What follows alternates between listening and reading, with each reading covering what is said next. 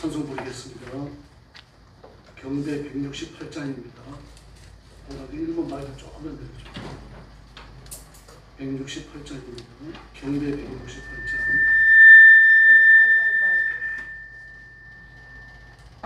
경배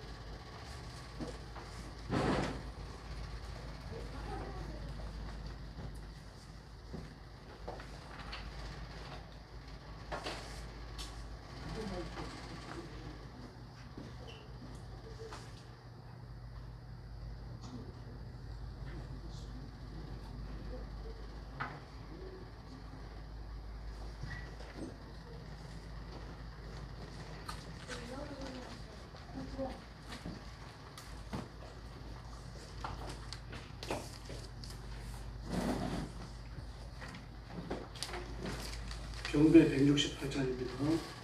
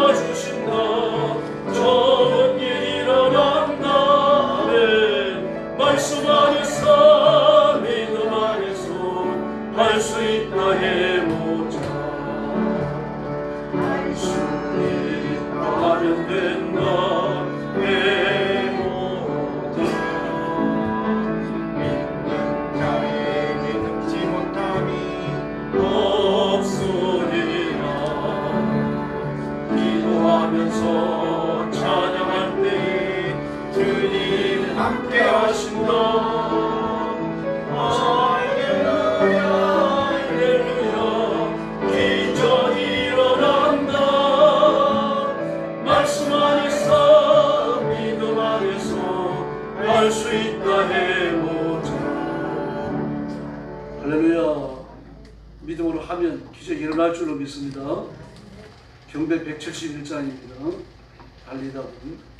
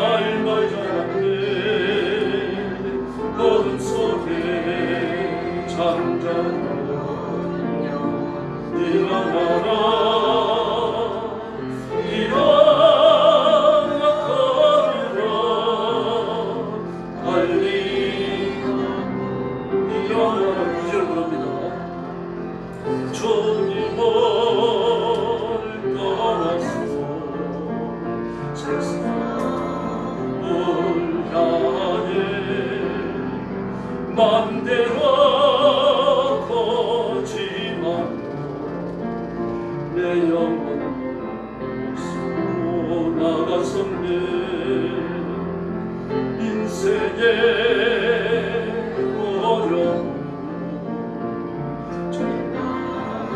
가운데 눈물과 한숨 내 영혼 잠이 드네. 주님 말 떠나서 방황할게. 어디선가 걸려오는 주님 음성 깨어나 일어나 달리다 봅니다.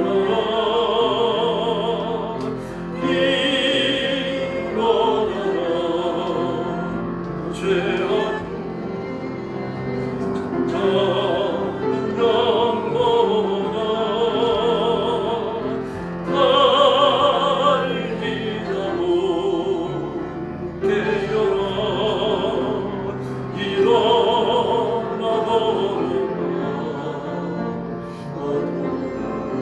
눈물 나고 새날이 가보네. 주님 오실 날 맞았네. 어둠 속에 잠자는 일어나라 일어나 걸으라 할렐루야 일어나라. 할렐루야. 경배 190장 부르겠습니다. 내가 처음 주를 만났을 때.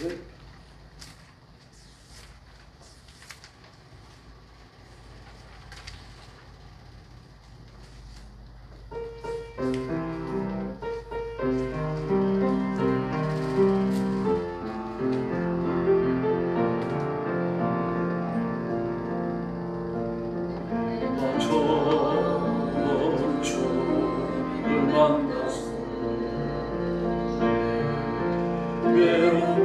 외롭고 쌀쌀한 모습 말없이 홀로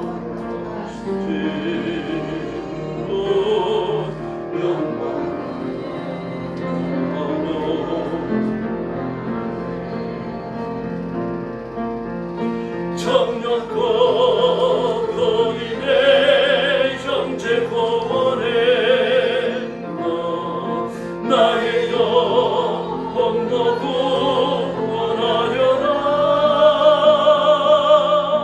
안식 많은 동화처럼 울었네. 내가 처음 주를 만났나.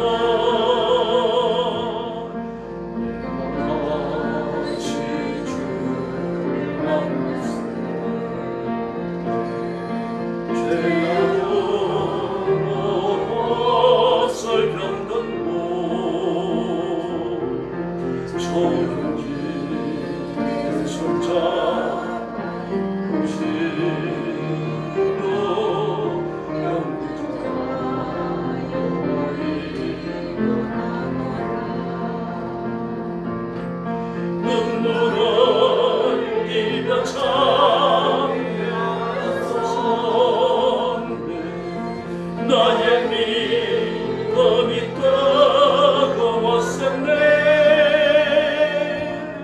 그러나 죄악이 나를 삼키고 내 영혼 갈기 잃었네.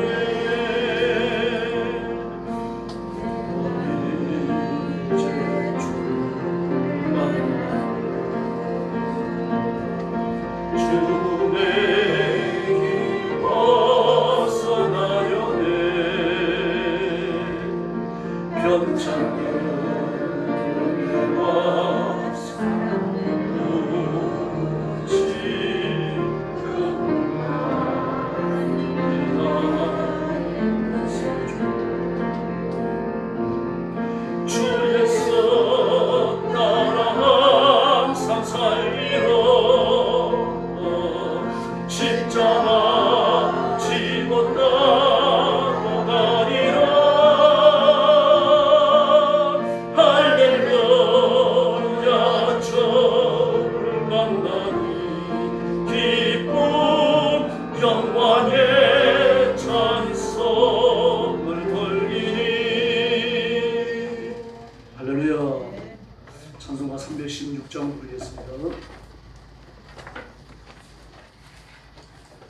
316장입니다.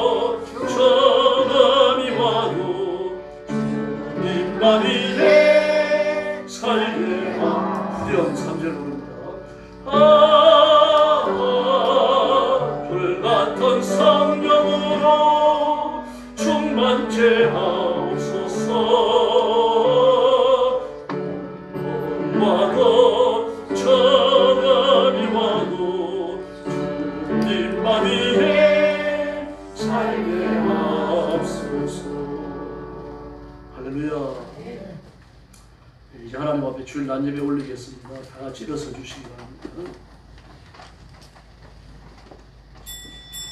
무대 숙여서 묵상 기도 드리겠습니다.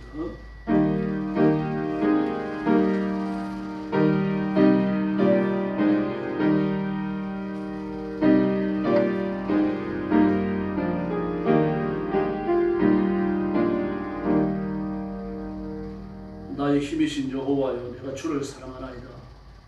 여호와는 나의 반석이시오, 나의 요새시오, 나를 건지시는 이시오, 나의 하나님이시오, 내가 그 안에 피할 나의 바위시오, 나의 방패시오, 나의 구원의 뿌리시오, 나의 산성이시오라. 아멘. 사랑의 아버지, 감사합니다. 내 죄를 짊어지고 운명처럼 지옥의 흉벌에 떨어진 저희들을 하나님은 사랑하셔서 불러주시고 그리스도의 보혈로 깨끗게 하사 하나님의 자녀, 하나님의 백성, 하나님의 종으로 삼으신 것을 감사합니다.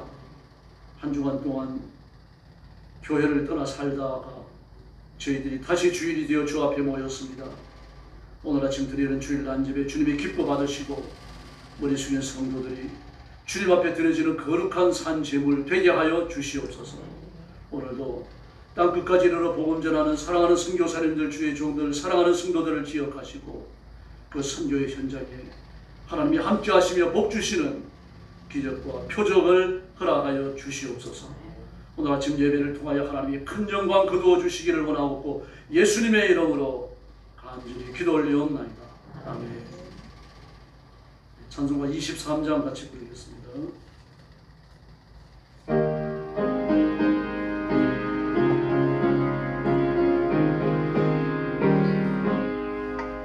하나님이 내게 있으면 그 입 다가지고 내 구주 주시는 종을 늘 찬송하겠네. 내 은혜로신 하나님 날 도와주시고 그 크신 영광 걸리며 알게 하소서. 내 주의 귀한 이름이 날 위로하시고 이기의 음악 같으니 참이라되도다. 내 죄의 권세 깨뜨려 그 결막 부시고 비추한 마음을 비로소 온전케 하셨네. 아멘. 성시교도 하겠습니다. 시 100편 주부에 있습니다. 온 땅이여 여호와께 즐거운 찬송을 부를지어다. 기쁨으로 여호와를 섬기며 노래하면서 그 앞에 나아갈지어다. 여호와가 우리 하나님이신 줄 너희는 알지어다. 그는 우리를 지으신 이시요 우리는 그의 것이니 그의 백성이요 그의 기르시는 양이로다. 감사함으로 그의 문에 들어가며 찬송함으로 그의 궁경에 들어가서 그에게 감사하며 그 이름을 송축할지어다. 여호와는 선하시니 그 인자하심이 영원하고 그 성실하심이 대대에 미치리로다. 아멘. 아멘. 머리 숙여서 신앙 고백하겠습니다. 나는 전능하신 아버지 하나님 천지의 창조주를 믿습니다. 나는 그의 유일하신 아들 우리 주 예수 그리스도를 믿습니다. 그는 성령으로 잉태되어 동정녀 마리아에게서 나시고 본디오 빌라도에게 고난을 받아 십자가에 못 박혀 죽으시고 장사된 지 사흘 만에 죽은 자 가운데서 다시 살아나셨으며 하늘로 오시어 전능하신 아버지 하나님 우편에 앉아 계시다가 거기로부터 살아있는 자와 죽은 자를 심판하러 오십니다. 나는 성령을 믿으며 거룩한 공교회와 성도의 교제와 죄를 용서받는 것과 부활과 영생을 믿습니다. 아멘. 자리에 앉으셔서 79장 찬송하겠습니다.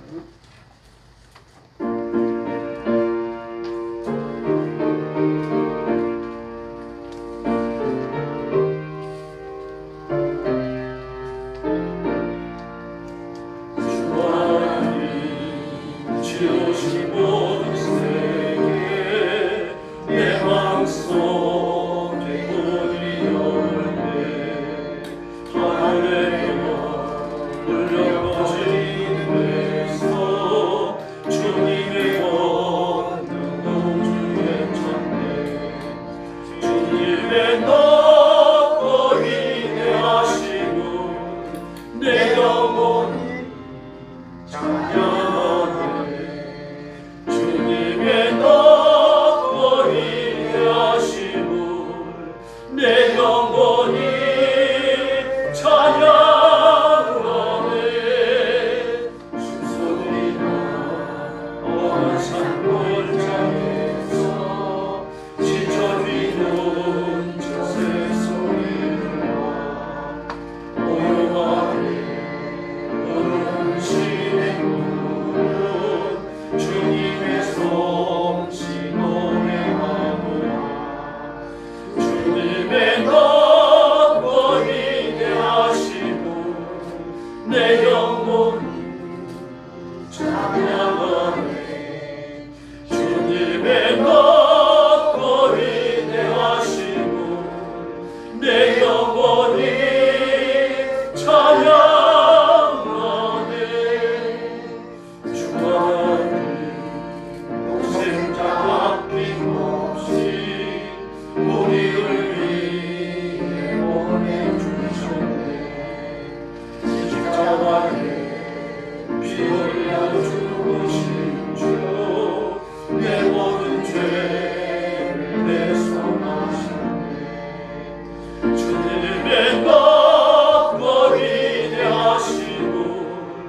내 영혼이 찬양하네. 주님의 먹거리 되하심은 내 영혼이 찬양하네. 내 주 예수 세상에 가시오리에 장창고도 나의 영원히 나 영손이 얻으려 경배하며 영원히 주를 찬양하리라. 주님의 먹거리 되하심은 내 영혼 찬양하네. 주님의 먹거리 되하심은 내 영혼이 찬양하네. 할렐루야. 이제 김용찬 장로님 나오셔서 기도해 주시겠습니다.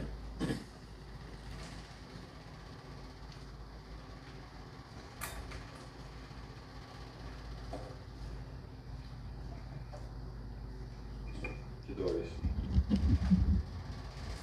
자비와 은혜가 풍성하신 아버지 하나님, 눈부신 햇살과 진한 추억이 절정을 이룬 이 여름에 저희 심령도 주님의 은혜로 물들어 다시 살아나기를 소망하며 이 거룩한 주일 아침 주회 전에 나와왔습니다. 사방에서 숨이 막히는 더위가 밀려오는가 싶더니 또 폭우로 많은 재해가 발생하고 있습니다. 대지조차 고통 속에 신음하는 이 시간 속에서도 저희를 보호하시고 인도하신 하나님의 손길을 기억하며 감사와 찬송을 드립니다. 여호와는 너를 지키시는 이시라. 낮의 해가 너를 상하게 하지 아니하며 밤의 달도 너를 해치 아니하리라 하신 말씀이죠. 이 여름의 열기 속에서도 비바람에 몰아치는 장마의 한가운데서도 주님의 날개 그늘이 저희 위에 펼쳐져 있음을 믿습니다. 주님, 저희는 삶의 무게와 계절의 필요 속에서 힘을 원하면서도 참된 안식이 어디에서 오는지를 잊고 살아갈 때가 참 많았습니다. 계획된 휴식 속에서도 마음은 여전히 분주했으며 여유 속에서도 감사보다는 불평이 먼저 앞섰으며 멈추어야 할 때에도 멈추지 못하고 주님 앞에 조용히 앉을 줄 모르는 연약한 자들을 저희들 이 시간 고백합니다. 수고하고 무거운 짐진 자다 다 내게로 오라 내가 너희를 쉬게 하리라 하신 그 주님의 음성을 오늘 이 예배 속에서 저희들 듣게 하시고 저희의 내면 깊은 곳이 참된 힘을 얻게 하여 주시옵소서. 더위 속에 무기력해지고 폭우 속에서 어쩔 줄 모르고 열기에 눌려 침묵하게 되는 계절이지만 이 시간 주님의 생기 어린 말씀으로 저희의 영혼을 다시 일으켜 세워주시고 탄식 대신 찬양을 염려 대신 기도가 살아나게 하여 주시옵소서. 무더운 계절일수록 뜨거운 기도가 회복되게 하시고 바람 한 줄기에도 하나님의 손길을 느끼는 영적인 민감함이 살아나게 하여 주시옵소서. 하늘을 향한 기대가 마르지 않게 하시고 믿음의 고백을 입술에서 그치지 않게 하여 주시옵소서. 사랑의 하나님 아버지, 이 땅에 많은 교회들이 계획되고 또 지금 진행 중인 여름 사역들을 위하여 기도드립니다. 주일학교와 중고등부, 청년부와 수련회와 성경학교, 전도캠프와 또한 지역상기, 단지 선교 등 많은 계획들이 위해 주님 그 위에 손을 얹어 주시고 모든 일정과 장소와 만남 속에서 성령께서 친히 역사하여 주시옵소서. 수고하는 교육자들과 교사들 또한 자원하는 자들에게 지치지 않는 체력과 그들에게 기쁨을 주시며 단지 프로그램으로 지나가는 행사가 아니라 영혼의 변화와 회복이 있는 거룩한 열매를 맺는 시간이 되게 하여 주시옵소서. 특별히 다음 세대가 이 여름을 통해 말씀을 뿌리 내리고 예수 그리스도를 인격적으로 만나 세상이 줄 수 없는 하늘의 기쁨을 체험하게 하시고 그들의 삶, 믿음의 유산을 잇는 복된 통로가 되게 하여 주시옵소서. 아버지, 간절히 바라고 원하옵나이다. 우리 영광교회도 이제 내년 여름에는 이 새학들을 계획하고 실천할 수 있는 은혜를 허락하여 주시옵소서. 아버지, 폭염과 폭우로 기후의 변화 속에 지구의 질서가 흔들리고 있습니다. 건강이 약한 이들, 일터에서 있는 노동자들, 쉼조차 지치지 못한 채 일하는 모든 이들에게 귀의 자비를 베풀어 주시고, 도시의 더위 속에서도 시냇물 같은 은혜를 허락하여 주시옵소서. 병상에 누워있는 자들, 무더위 속에서 외로움을 지쳐있는 이웃들에게도 위로의 음성을 들려주시고, 수해로 허탈해 있는 수재민들에게도 주님께서 그들의 머리맡을 찾아가 주셔서 평안을 부어 주시옵소서. 이 나라와 민족 위에도 자비를 더하여 주시고, 혼란과 분열, 탐욕과 불신이 팽배한 사회 한복판에서도 교회가 소금과 빛으로 서게 하시고, 그리스도의 운영과 진리를 나타내는 믿음의 공동체가 되게 하여 주시옵소서. 지도자들에게는 공의와 지혜를, 국민들에게는 자비와 인내를 부어주셔서 하나님의 뜻을 두려워하는 백성 되게 하여 주시옵소서. 예수 아버지 하나님, 사랑하는 교회와 목사님을 주님의 은혜 가운데 붙들어 주시옵소서.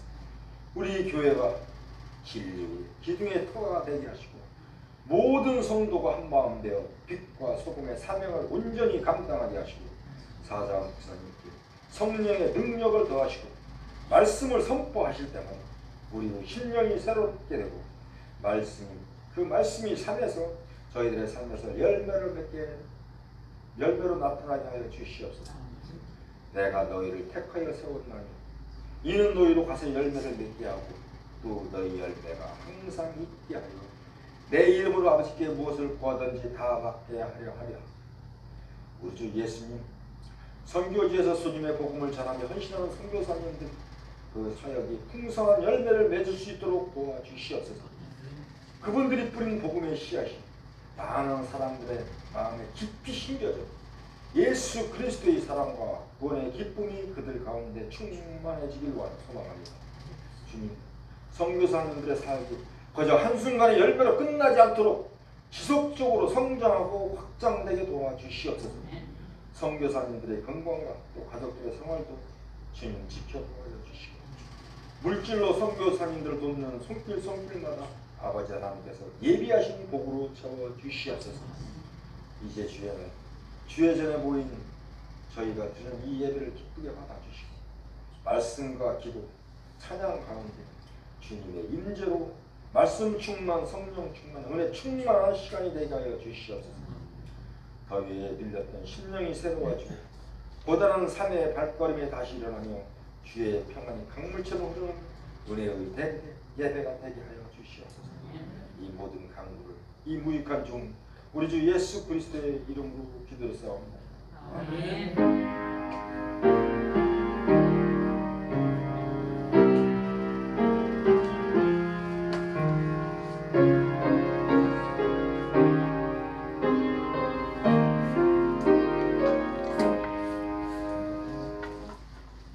하나님 말씀 봉독하겠습니다. 구약성경 욥기 5장 17절부터 27절까지 구약성경 765페이지입니다. 한 절씩 교독하겠습니다.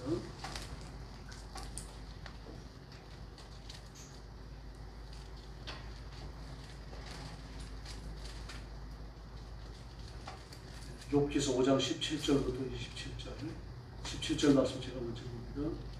볼지어다 하나님께 징계받는 자에게는 복이 있나니 그런즉 너는 전능자의 징계를 없인 여기지 말지니라. 하나님은 맛보게 하셨다. 그의 손으로 지시하시나. 6가지 환난에서 너를 구원하시며 7가지 환난이라도 그 재앙이 내게 미치지 않게 하시며 지금 때의 죽음에서 전쟁 때의 칼의 위협에서 너를 구원하실 터인지. 내가 혀의 채찍을 피하여 숨을 수가 있고 멸망이 올 때에도 두려워하지 아니할 것이다.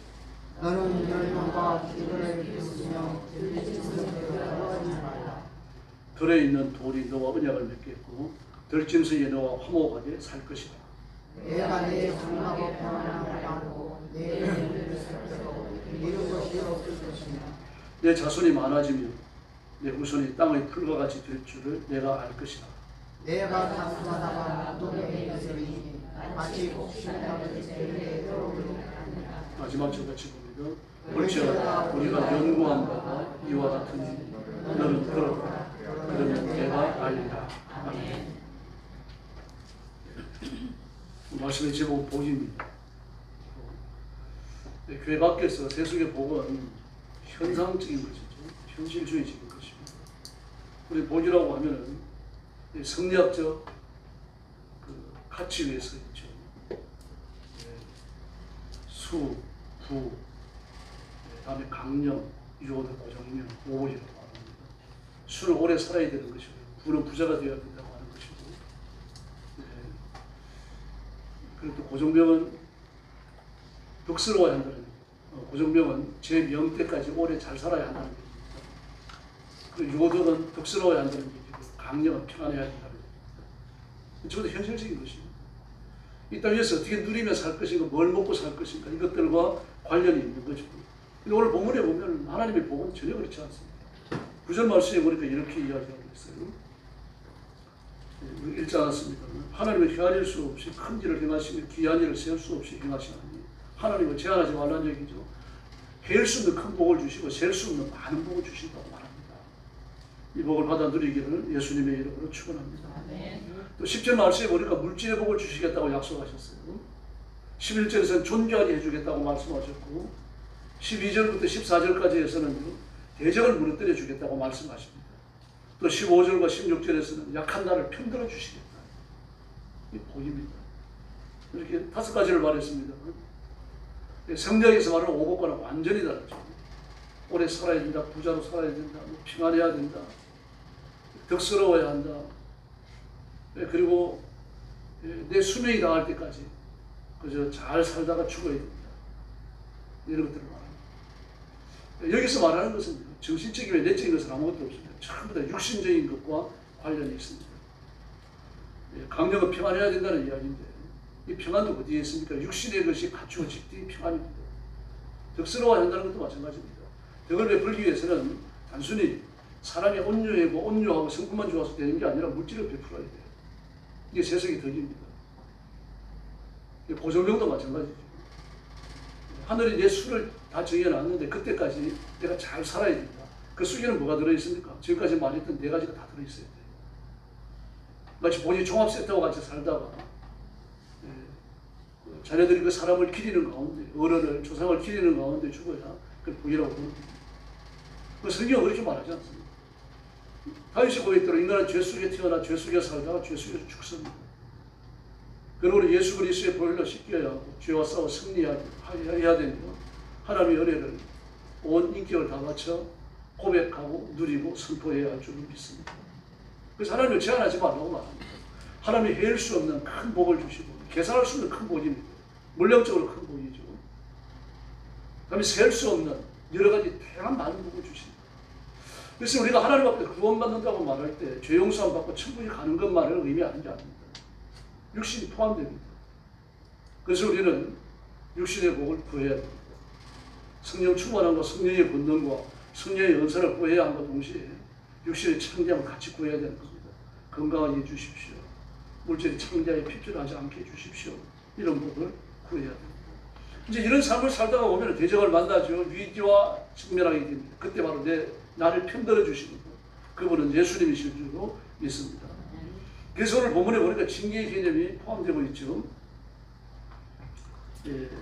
징계 받는 자에게는 복이 있다 했습니다.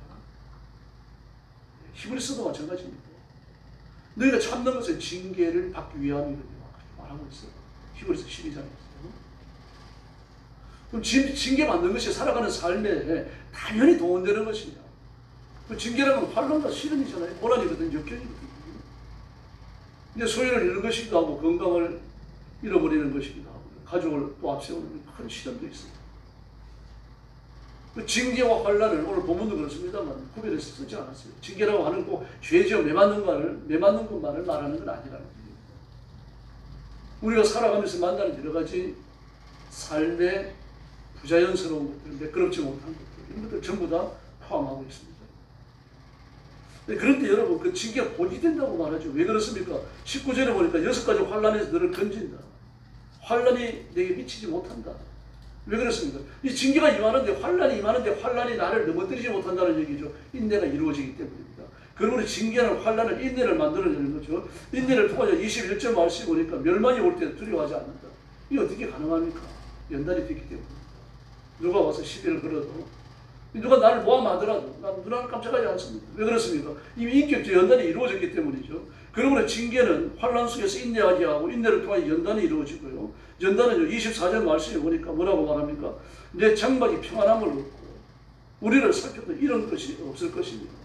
너희 후손들은 땅에 풀과 같이 창성한다. 이 풀이라고 하는 건 약하다는 뜻이 아니고 짧은 시간에 많은 숫자로 또 아주 모양도 크게 번성한다는 그런 뜻입니다. 이 풀이라고 하는 것은 비 한 번 오고 나면 부추부추 자라잖아요. 네 후손들이 이처럼 창대할 것이다 라고 말했습니다. 네, 다시 말해서 소망이죠. 소망이 많아요, 많습니다. 그래서 징계는요, 환란이 오는 것은 그 과정을 통해서 연단이 이루어지고요. 연단은 인내를 통해서 이루어지는 거죠. 연단이 이루어지고 나면요, 그 이후에 우리가 하나님의 거룩한 손길에 붙들려 들어가게 되고 예수님의 인격을 담게 되는 거죠. 그래서 뭐라고 말합니까? 징계 받는 자는 복이 있다라고 말합니다. 혹시 죄를 지었을지라도 징계를 통과하면서 죄에 대한 책임을 하나님 앞에 내가 드리게 되는 거죠. 하나님한테 죄의 책임을 묻고 나는 징계를 통해서 죄의 책임을 하나님 앞에 지불하는 겁니다. 죄의 대가는 지옥에 떨어지는 거죠. 그러나 우리는 이미 그리스도인이고 죄 용서 받았잖아요. 지옥에 떨어지지 않습니다. 그리스도인에게 거듭난 사람에게 죄의 책임을 묻는다고 하는 것은 인격적 책임을 물으시는 거예요. 네가 예수 믿는 사람으로 하나님의 자녀로 이렇게 살 수 있느냐. 이제 거기에 대한 인격적 책임을 물으시는 거죠. 거기에 대해서는 우리가 하나님 앞에 매맞을 거 매맞고요. 손해볼 거 손해보고 그렇게 해야 되는, 계산을 해야 되는 겁니다. 그렇게 사람의 성결이 이루어져. 그러므로 죄를 짓는데도 아무런 징계가 없다. 위험한 거죠. 거듭나지 않았든지 아니면 영적으로 병들어서 하나님께 징계하셔도 모를 수 있는 거예요. 일단 경건하게 살던 사람, 어렵게 살던 사람이 범죄하면 뭐가 찾아옵니까? 그 영적 괴로움, 내면의 괴로움이 찾아와요. 고통이 찾아옵니다. 하나님은 내 사이가 비틀어지게 돼요. 이 비틀리면서 오는 부자연스러움은 평안을 상실합니다. 이게 이미 징계잖아요. 근데 다윗이 뭐라고 말합니까? 시편에서는 두 번 그런 고백을 하죠. 내 영혼아, 너는 어찌하여 내 속에서 그리하여 그렇게 불안하여하고 고통스러워하는 거죠. 내 얼굴을 도우시는 하나님을 바라보라. 마음이 고통스럽고 범민에 입사하니까 얼굴도 찌푸리게 되고 낯빛도 시커멓게 변하는 거죠. 그래서 내 얼굴을 도우시는 하나님. 그렇게 말합니다. 그렇게 고통을 겪더라도 버림받아서 그런 게 아니죠. 하나님 죄에 대한 책임을 묻고 계시는 거예요. 심지어 다윗의 시를 보면 원수들이 공격을 받아가지고 혼으로 몰리고 헤어날 수 없는 그런 막다른 막장과 같은 그런 상황에 직면할 때가 한두 번이 아니죠. 시편에 보면 많이 나옵니다. 그런 고민. 그 속에서 하나님 앞에 엎드리잖아요. 울면서 부르짖고 저를 원수의 손께서 구원해 주십시오. 제게 평안과 안식을 주십시오. 하나님 저를 이렇게 짓누르기를 언제까지 하시렵니까? 맑게 탄식이에요. 멸망받았기 때문이 아니죠. 지옥 갈 것이라고 판단되기 때문이 아니고 하나님 앞에서 지금 그 살아온 삶의 내용에 대한 책임을 다하고 있습니다. 그러므로 살면서 징계를 받는 것, 환란이 찾아오는 것 영적으로 반드시 점검해야 됩니다. 이렇게 징계를 받으면요, 하나님께서 징계를 받으면서 내가 환란을 통과하죠. 환란을 통과하면서 연단이 이루어지잖아요. 이 과정에서 인내해야 되고 내가 포기할 거 포기해야 되고 하나님 앞에 계산할 걸 계산해야 됩니다. 이렇게 함으로 내가 지불해야 되는 대가가 있었잖아요. 거기에 대해서 넘치도록 하나님은 위로해 주실 줄은 믿습니다. 상황을 보상을 주시는 거예요. 내가 예수 믿는다는 이유 때문에 하나님의 자녀라는 것 때문에요. 나가 예배드리고 기도해야 된다는 이유 때문에 내 이익을 포기해야 될 때가 한두 번이 아니죠. 그러나 그건 손실이 아니라는 말입니다. 주라, 그래야만 내가 너에게 들어주리니 후이 되어 누르고 건드려 가득히 채워 너에게 안겨주리라. 할렐루야. 그러므로 고난이 왔을 때, 내가 줘야 할 상황이 왔을 때, 내 것을 포기해야 될 상황이 왔을 때, 그거 그냥 값지게, 감사하게 수용해야 할 줄로 믿습니다. 하나님 복을 주십니다. 18절 말씀을 우리가 싸매시고 고치십니다. 싸매시고 고치십니다. 이 싸매신다는 이야기는 상처받았다는 말 아닙니까? 찢어진 거죠. 상처가 난 겁니다. 그 피를 닦아내고 하나님이 약을 발라주시고 우리가 천으로 잘 싸매주시겠다, 고치시겠다는 이야기는요, 어려졌다는 말. 굽었다는 이야기예요. 이걸 두들겨가지고 똑바로 잡아가지고 편지를 만들어주신다, 형통한 길을 만들어주신다, 좁은 길을 갈 수 있도록 하나님이 용기를 주시고 힘을 주시겠다는 이야기입니다. 뿐만 아닙니다. 보편적 환란에서 구원하십니다. 그게 물질적 손해가 됐든 전염병이 됐든 건강을 잃는 것이 됐든 어떤 것이 됐든지 간에 하나님께서는요, 우리가 살아가면서 겪는 환란에서도 우리를 지켜주실 줄로 믿습니다. 화목하게 하시고 또 회복의 복을 주시고요. 또 내 가정, 내 자녀들이 평안하도록 우리의 삶을 이끌어 주실 줄로 믿습니다. 그 징계는 중요합니다. 징계를 통해서 믿음의 성결을 이루기 때문입니다. 징계는 환란이죠. 환란과 징계를 구분하지 않았습니다. 히브리서 12장도 마찬가지죠. 우리가 참으면 징계를 받기 위함이라. 죄를 안 지었는데 찾아오는데 그게 어찌 징계입니까? 환란이 되는 거죠. 시험이 되죠. 시련이 됩니다. 하나님께서 정하신 수준에 이르려고 하면요, 그걸 발휘하는 요소들이 있는데 그게 인간의 죄성이에요. 이걸 극복하는 과정에서 때로는 범죄하기도 하고 때로는 용기를 내지만 내가 약해가지고 쓰러지기도 하는 거죠. 이게 환란입니다. 근데 죄성을 극복하는 이 과정이 훈련이란 말입니다. 그 훈련을 잘 받고 나면 하나님께서 연단한 자에게 주시는 복을 받게 될 줄로 믿습니다. 그래서 시편 119편 71절을 보니까 고난 당한 것이 내게 유익이라. 이로 인하여 내가 주의 율례를 배우게 되었나이다. 할렐루야. 그 많은 사람들이 물질의 서상을 입고 나서 11조 시작하는 사람들이 있습니다. 불순종하다가 매 맞고 나서 담배도 끊고 술도 끊고 그런 사람이 있어요.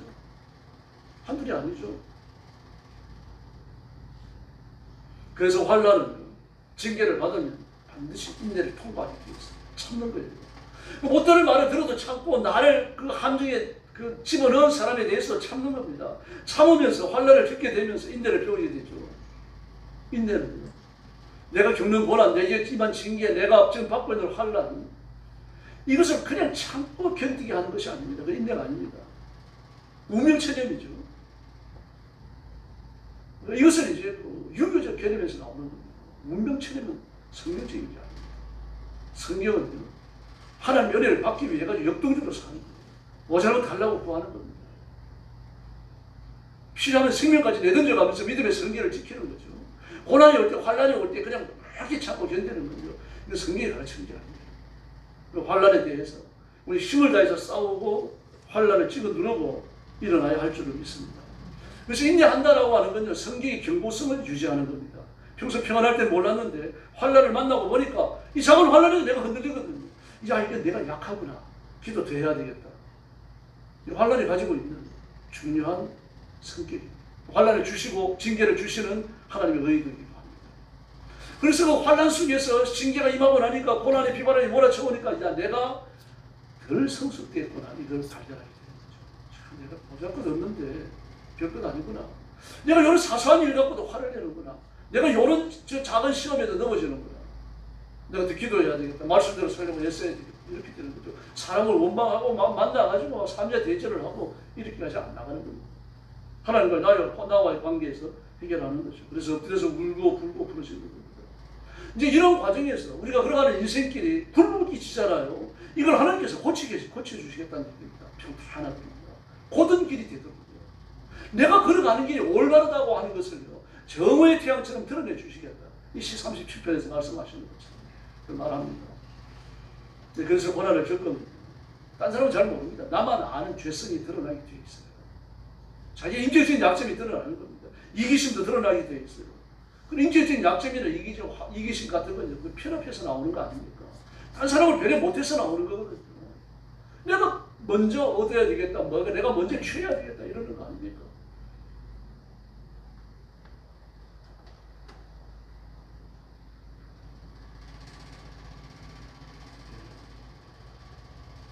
중국인들하고 한국인을 이렇게 비교해놓은 그런 기사들이 있습니다.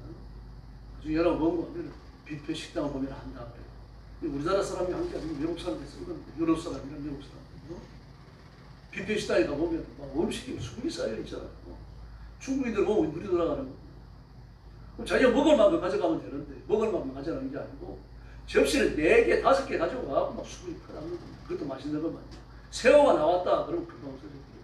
새우를 접시로 퍼고 또 퍼고 또 퍼갖고 말이죠. 안고 이래가지고 갑니다. 그거 다 먹느냐? 다 못 먹어요. 그래서 뷔페 식당에 가보면 그날의 불매성을 알 수 있다. 한국인들은 대단히 성숙되어 있다.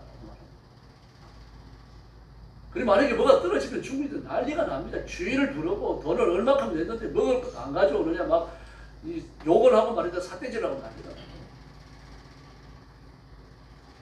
저분들 이기심이죠. 남을 배려하지 않는 겁니다. 남을 배려하면 그런 일이 없는 거죠. 극단적 예를 들었습니다만 사소하게도 마찬가지입니다. 집에 들어왔을 때 친구를 만날 때도 교회에 왔을 때도 내가 이렇게 하면 누가 더 힘들어지지 않을까 이런 것들을 생각하게 되는 거죠. 그래서 모욕을 당해도 참을 수 있는 것이고 감정적이고 맹목적인 사역과 인격적인 열심을 구원하는 겁니다. 그래서 우리가 환난을 잘 받아내면 훈련을 잘 받아내면 징계의 과정을 잘 지나가게 되어지면요 우리 인격이 성숙하게 되어 있습니다. 사람을 수용하는 인생의 폭이 넓어진다는 이야기입니다. 가만히 보십시오.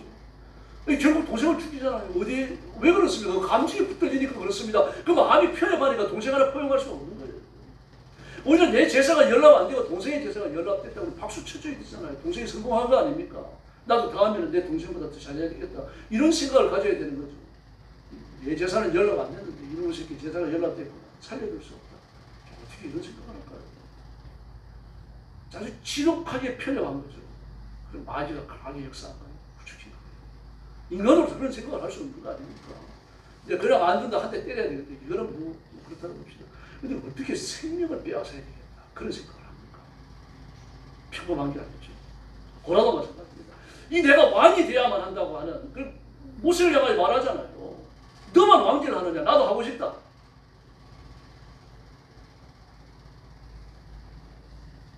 미디엄이 모세와 야단 다툴 때도 뭐라 그러니까 하나님이 너와만 말씀하셨는데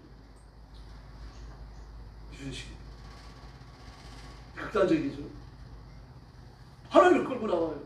하나님의 영광을 끌고 나오고 하나님의 이름을 끌고 나와가지고 상대를 목사발을 만들려고 합니다. 이게 이제 문제예요. 하나님의 말씀 거룩한 종교적 원리와 내 욕심, 편협한 이기심, 세속의 욕심들이 이렇게 결합되는 겁니다. 여기에 대한 피해를 낱낱이 드러내는 게 뭡니까? 이 신구약 성경이에요. 예수님 당시에 유대 지도자들 그들이 어떻게 하나님의 말씀으로 예수님을 죽이고 기독교인들을 죽이고 유대인들을 죽여왔는지 낱낱이 드러냅니다. 이 거룩한 말씀, 하나님의 말씀을 표면에 내세우는데 그 말씀은 이상이 없어요. 그런데 그 말씀을 이용하는 유대 지도자들, 율법사들, 랍비들 그 사람들이 악인인 거죠.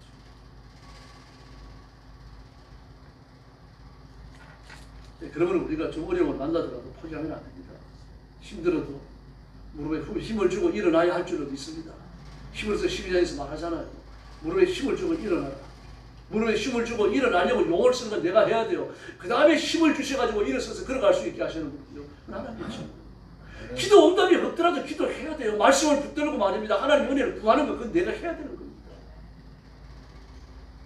응답이 없는데 엎드려 기도한다. 쉽지 않아요. 그래서 훈련입니다. 연단입니다. 그 자체가 환난이에요. 막 기도할 때마다 응답이 임하려고 음성이 들리고 말입니다. 뭔가 눈에 보여지고 기도 못할 사람이 누가 있습니까?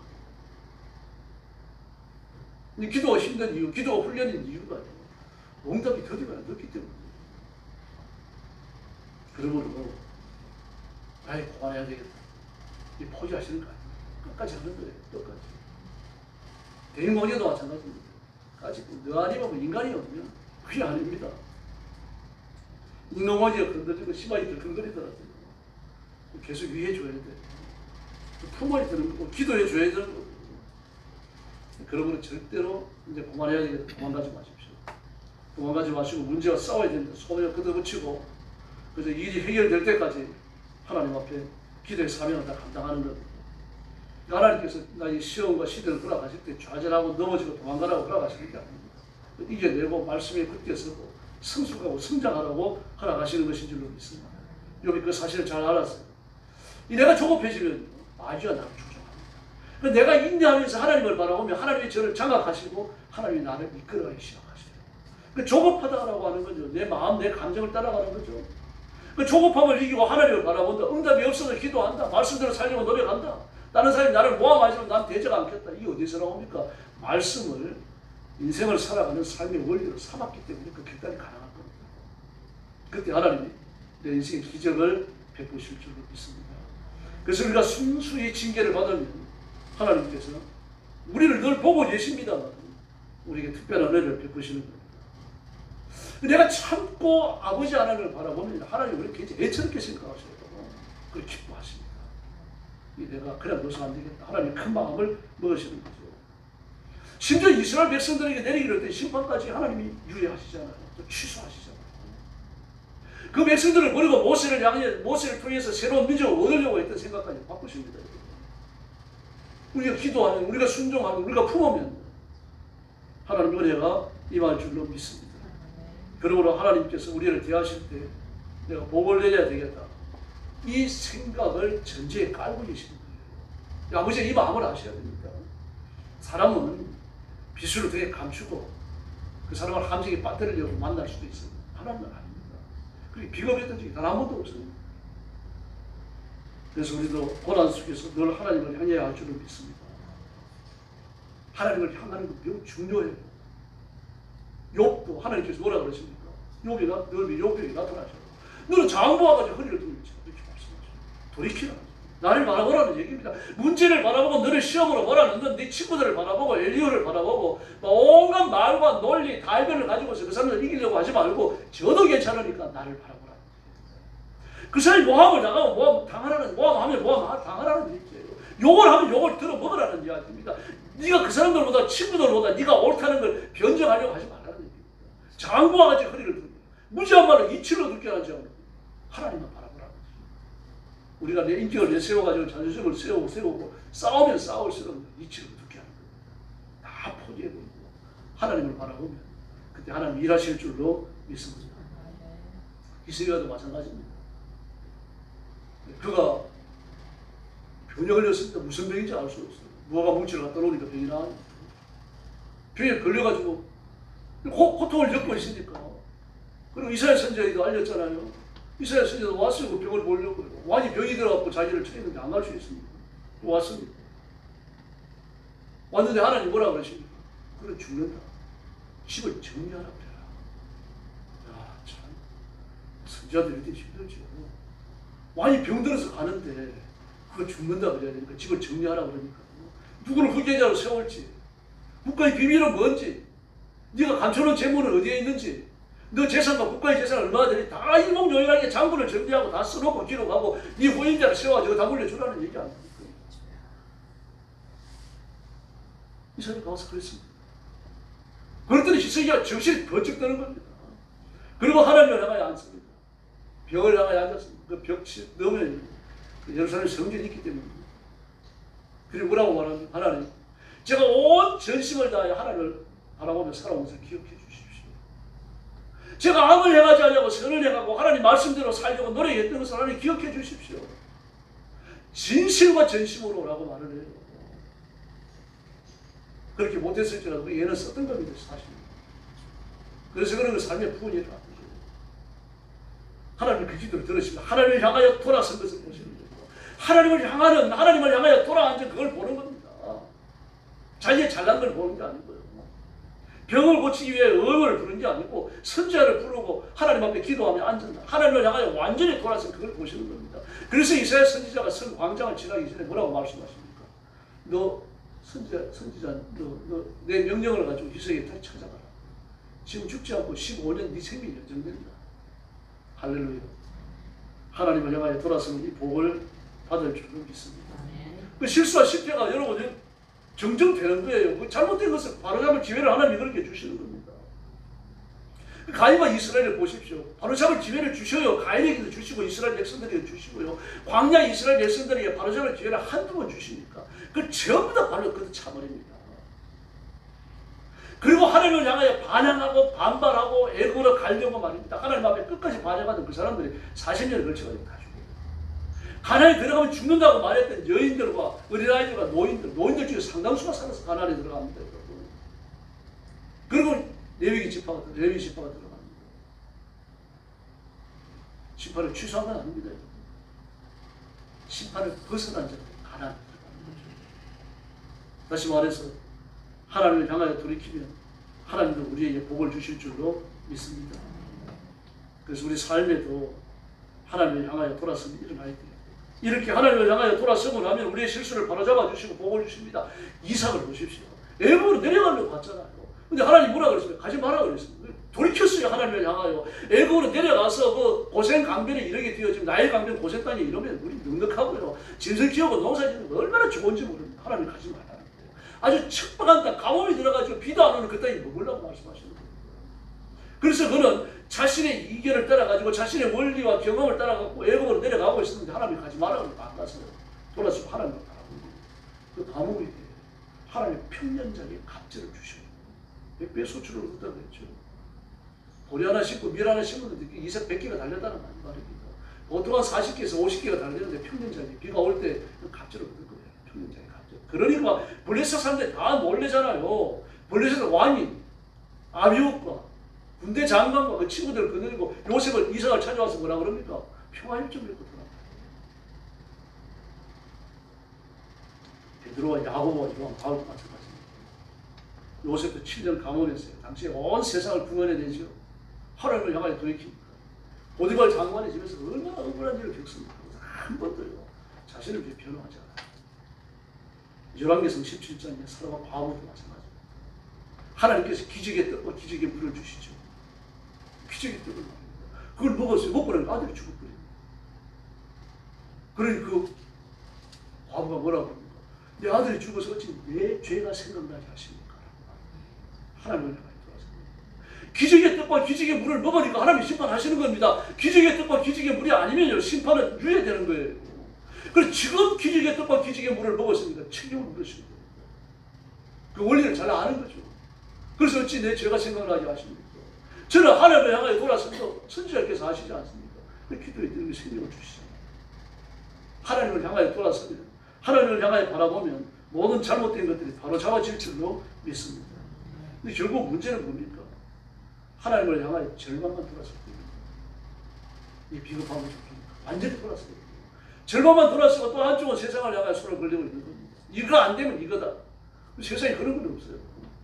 내 마음을 하나님 앞에 다 바쳐야 되는 겁니다. 그래서 한눈 팔지 말라고 말하고 나는 질투하는 하나님이라고 말하는 거예요.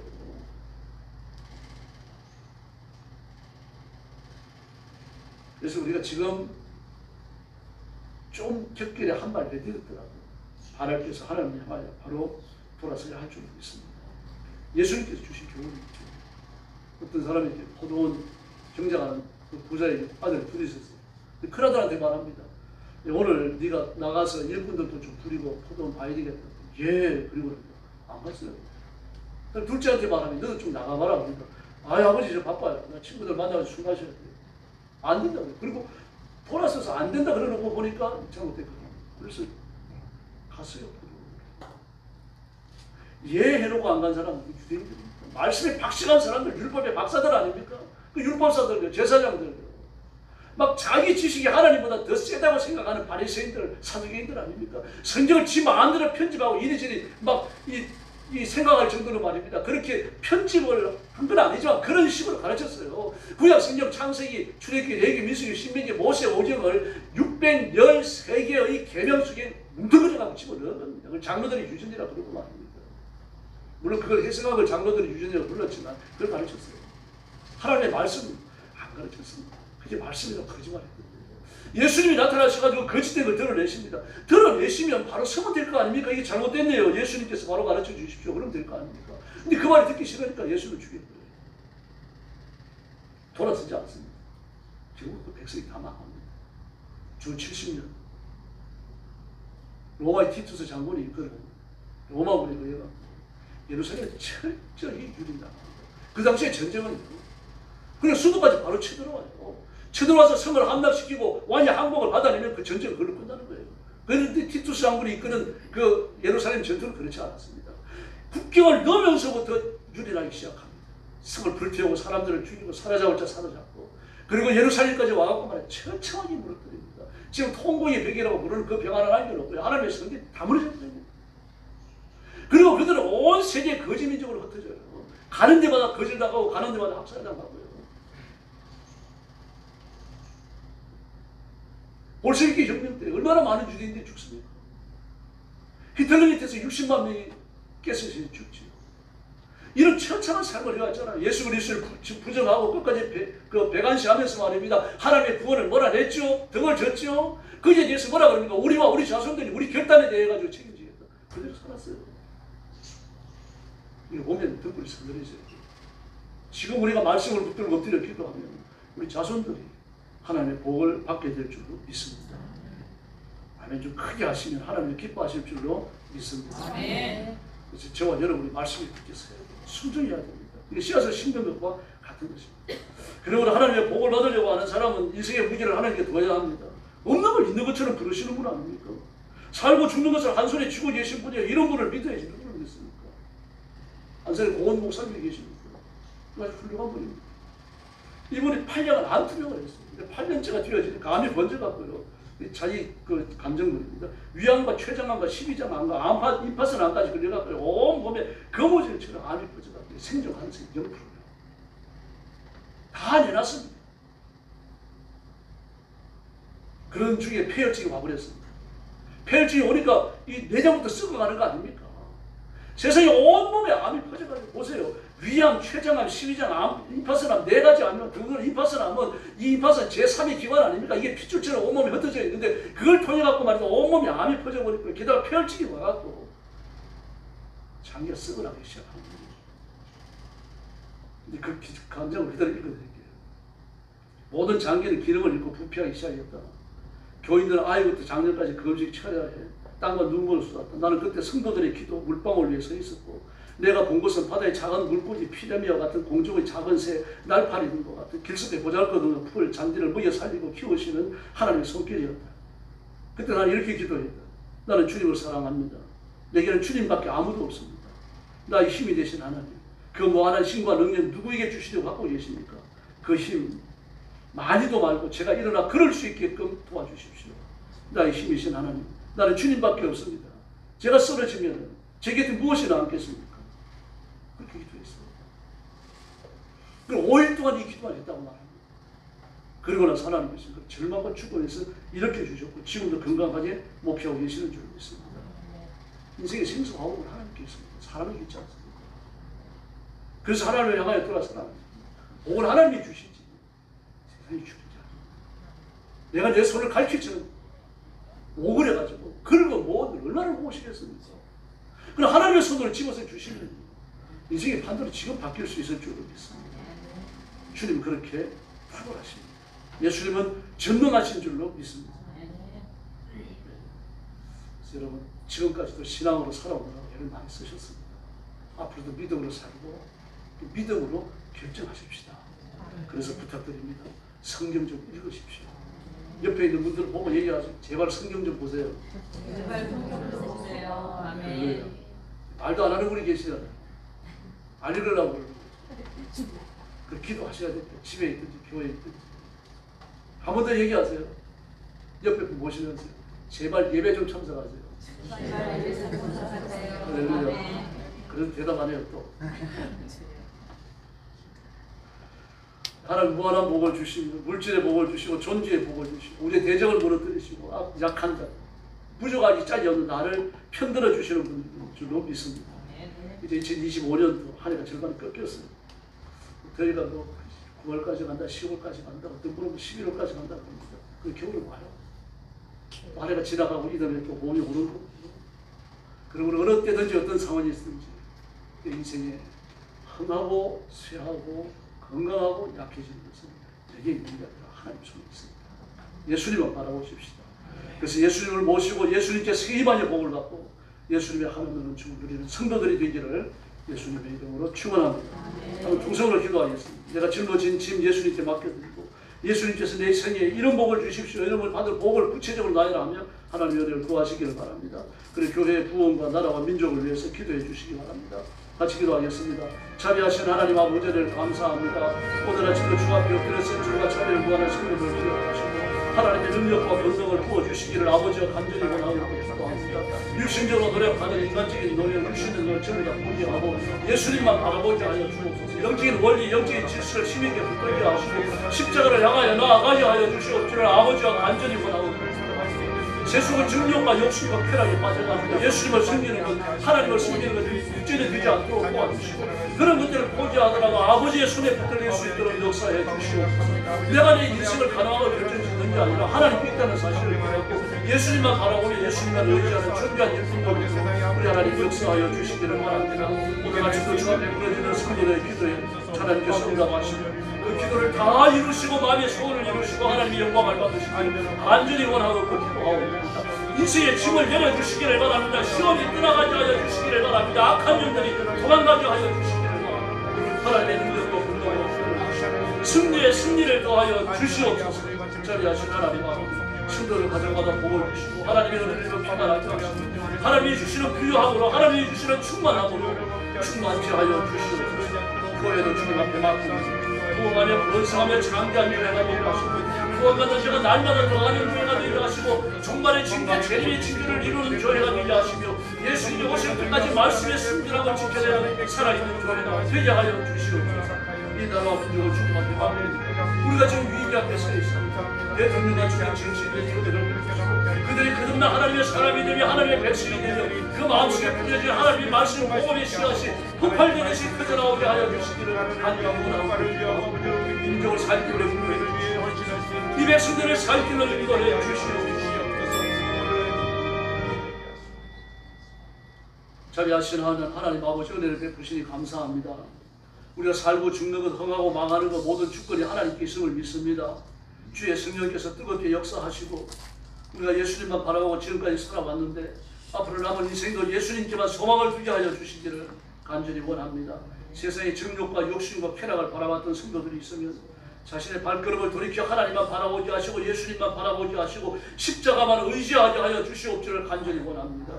내 능력과 내 노력과 내 힘으로 돈 벌고자 하는 사람들 그 얄팍한 생각을 다 버리게 하시고 오직 예수님만 붙들게 하여 주시기를 원합니다.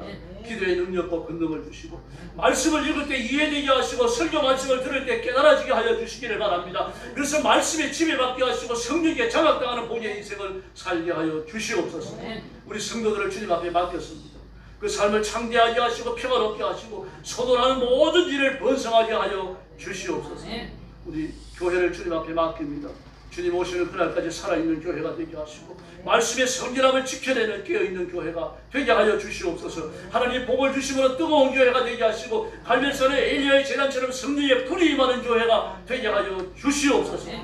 우리나라와 민족도 주님 앞에 맡깁니다. 우리 민족이 위기 앞에 서 있습니다.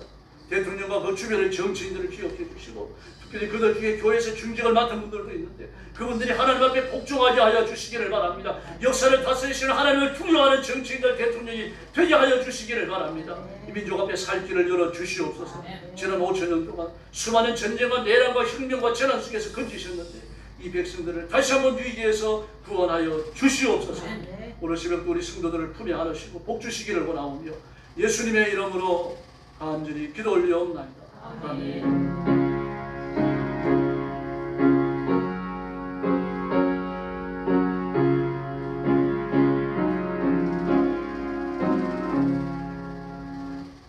경배 176장입니다. 반드시 내가 너를 축복하리라. 2절 부를 때 헌금해 주시기 바랍니다.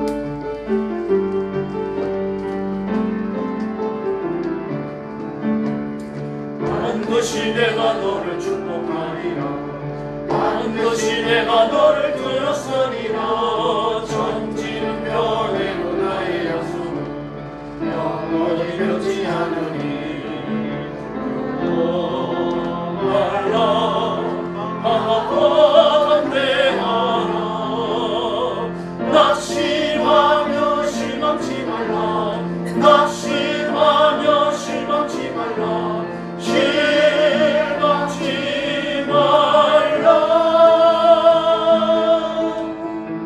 내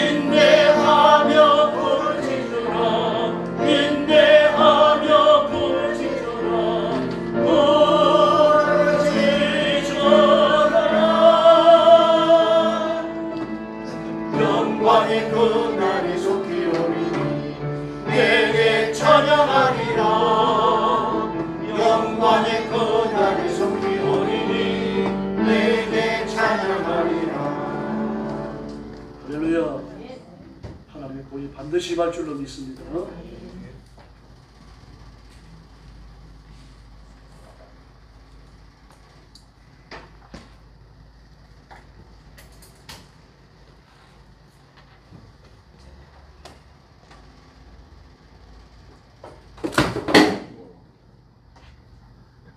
손에 힘이 빠져서 이렇게 천천히 하셔도 괜찮습니다.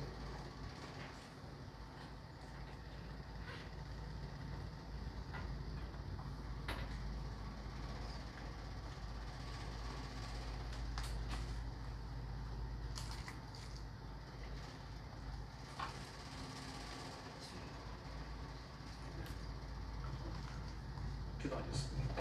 자비로우신 아버지 감사합니다. 순서에 따라 귀한 예물을 주 앞에 봉헌합니다. 예물을 드리며 하나님 앞에 영광 돌리며 자신을 드려 헌신하는 귀한 성도들을 기억하시고 유업을 받으시고 복 주시는 것처럼 우리 성도들을 재물처럼 받으시며 복을 내려 주시옵소서. 셀 수 없는 큰 복을 주시며 셀 수 없는 많은 복을 주시며 우리가 살아가는 인생길에 통행하시는 하나님, 우리 성도들을 품어 주시옵소서. 하나님의 모든 부여하심으로 채워주시옵소서. 물질의 장대함을 주시옵소서. 소도하는 일들에게 많은 번성과 결실을 주시옵소서. 건강의 복을 주시고 모든 약한 것들을 강건하게 하시며 침상에서 일으켜 주시고 건강한 육신과 건강한 정신을 허락하여 주시옵소서. 치매로 쓰러지는 일 없도록 도와주시고 주님 앞에 서는 그날까지 하나님 아버지 맑은 정신으로 섬기게 하여 주시옵소서. 우리 성도들을 주 앞에 맡겼습니다. 그 남은 생애가 하나님 앞에 영원하게 쓰임받는 존귀한 삶이 되게 하여 주시옵소서. 예수님의 이름으로 간절히 기도 올리옵나이다.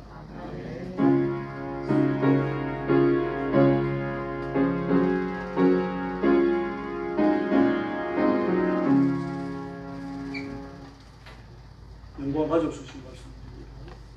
시편 136편 1절 여호와께 감사하라. 그는 선하시며 의인자시니 영원합니다. 같이 감사하겠습니다. 시작. 여호와께 감사하라. 그는 선하시며 의인자시니 영원합니다. 시 136편 1절 말씀. 나라와 민족을 위해서 기도해 주시기를 바랍니다.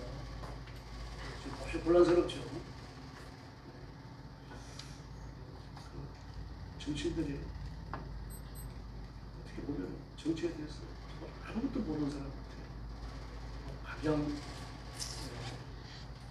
다양한 방면을 통해 가지고 오스탄을 또는 한국에 대해서 압박할 수 있는 그런 사람들을 한국의 대사로 못 보내도록 하였다. 누가 그런 일을 할 수 있습니까? 아무도 못해요. 미국이 가나에 에라에다 보내겠다 그러면 가나가 막을 수 있습니까? 아무도 못 막아요. 기도해야 돼요. 한국의 유익이 되는 대사를 보내주십시오. 이번에 여러분들도 장관을 세우는 청문회 좀 보셨겠습니다. 저도 단어 못 받고 두산가 봤어요. 너무 안타깝더라고요. 정치에 대한 기본 지식이 없어요. 그래서 그런 분이 장관을 하면 나라가 어떻게 될까 그런 생각이 들었습니다. 여러분들 아시겠지만 김민석 씨 같은 사람도 교회 중직자라고 그러더라고요. 나중에 와서 보니까 장로님은 아니에요. 한수 집사님 같아요. 그리고 강선하신가요? 그분도 보니까 교회 권사님이에요. 교회에서 아주 싹싹하다고 여전도에 모인다 그러면 돈 주면서 밥 사 먹으라고 그런 거죠. 그런데 그 참 인격적 그런 게 너무 많죠. 그래서 이중성이 그런 것들 보면 너무 안타깝습니다. 근데 성령께서 역사하시는 그런 게 뒤집어집니다. 그래서 하나님 앞에 맡기면서 하나님의 기적을 보여주시기 바랍니다.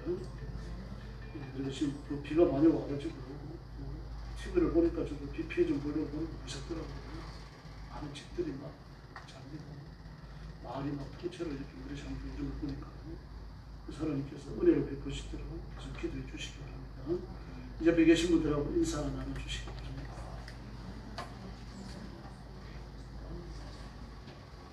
한 번 더 인사하죠. 예수님만 잘 믿읍시다. 할렐루야. 그리고 한 번 더 축원해 주세요. 하나님의 복을 충만히 받으시기 바랍니다. 오늘 점심은 여전도에서 준비했습니다. 이제 차로 모시기가 좀 어렵습니다.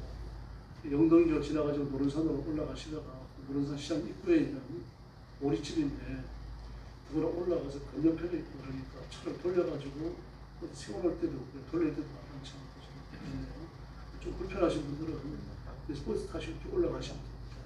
이렇게 하시고 걸어가시면 또 됩니다. 오지 않으니까 같이 가실 수 있도록 그렇게 해주시고 함께 이렇게 걸어가시면 좋겠습니다.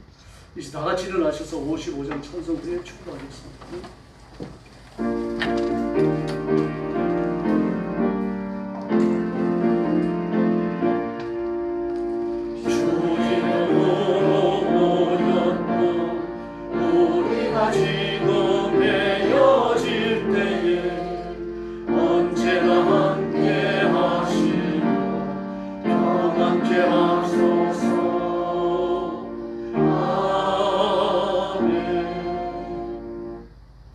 이제는 우리 구주 예수 그리스도의 은혜와 하나님 아버지의 극진하신 사랑과 성령님의 도우심과 인도하심과 교통하심이 오늘 예배 참석하여 기쁨으로 예배하며 감사함으로 말씀을 받고 하나님 앞에 복받는 성도 훈련과 연단을 통하여 인격적 성숙을 이루며 예수 그리스도의 장성한 분량에 도달하기를 원하는 사랑하는 모든 성도들 머리 위에 영원토록 함께 계실지어다.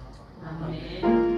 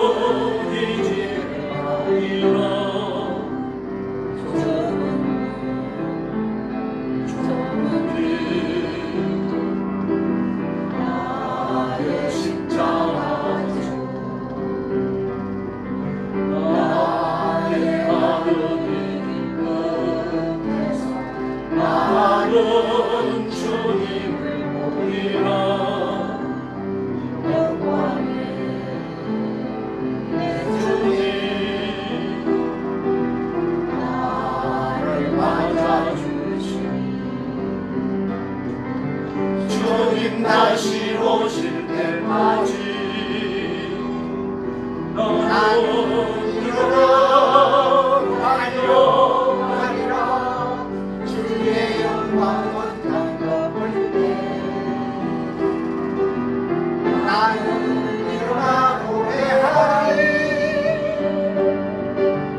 내 사모하는 주님 온 세상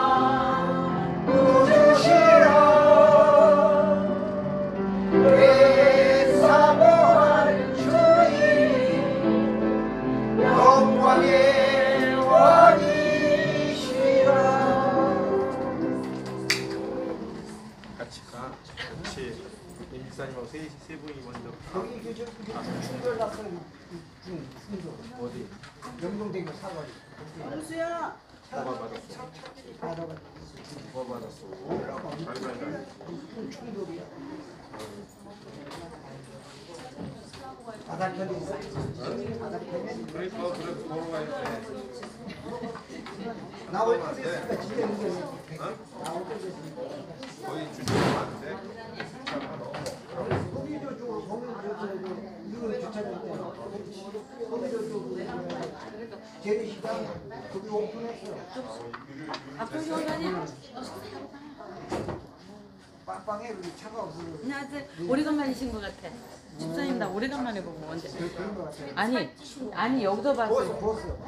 깜짝 놀라서 젊은 사람인 줄 알았어. 옆에 젊은 사람인 줄 알았다고.